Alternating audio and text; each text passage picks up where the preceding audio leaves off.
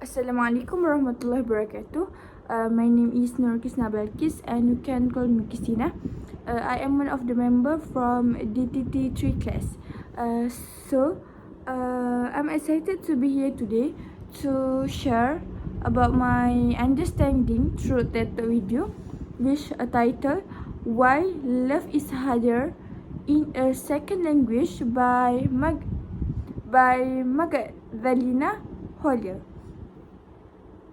So, first of all, Magdalena hoeller is a linguist and a polyglot, fluent in 6 languages. She works with international students and studies how communications across language and cultures both succeeds and fails. The talk is especially relevant to intercultural relationships where partners love different native language. So there are a few key challenges that identify in this video. First of all, it's about emotional width and resonance. A native language can emotional history. For example, childhood memories, family interactions, early attachment. Saying "I love you" in your first language often feels more meaningful and more visceral.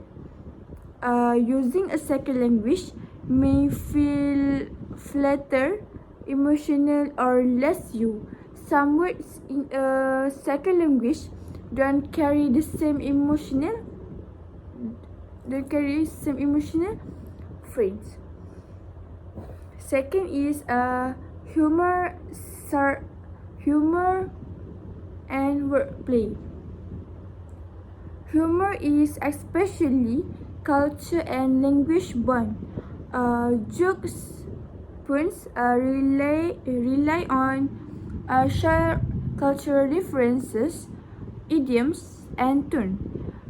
In a second language, humor can be misunderstood or loose. Producing humor in a non-native language is harder. For example, less vocabulary, less sense of nuance, and fear of missing the mark. The third key point is power dynamics and language proficiency. When one partner is more proficient in one language, that gives them more comfort, more control, sometimes more emotional power in the relationship. Decisions, emotional expressions, conflict may lean toward the language dominant person.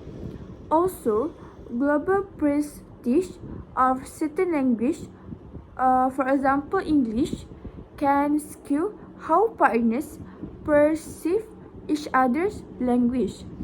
For example, one might feel less confident when using a second language.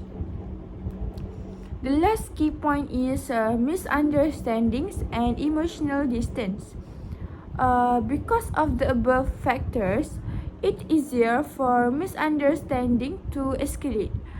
Some emotional expressions might feel less sincere. Partners may feel less connected. Simple things like insult jokes may not lead. So, the conclusion that I get from this video is love is harder in a second language, but also rich with potentials. For example, for growth, for creativity, for deeper understanding, if handled with care. And the second is language differences are not just obstacles but opportunities to build something new together. and something unique to the relationship. I think that's all from me. Thank you.